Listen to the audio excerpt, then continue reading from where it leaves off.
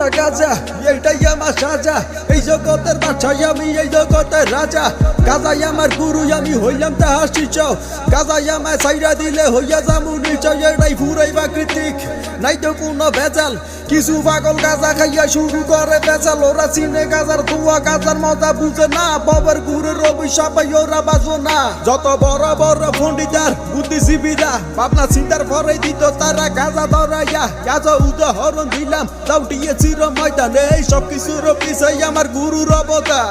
চোখের নিচের কালি, কিছু নিঃশব্দ গালি, চারদিকে গাজার গন্ধে ভরা, একটু তো পাগলামি। গাজা আমি খাই না, গাজা আমায় খায়।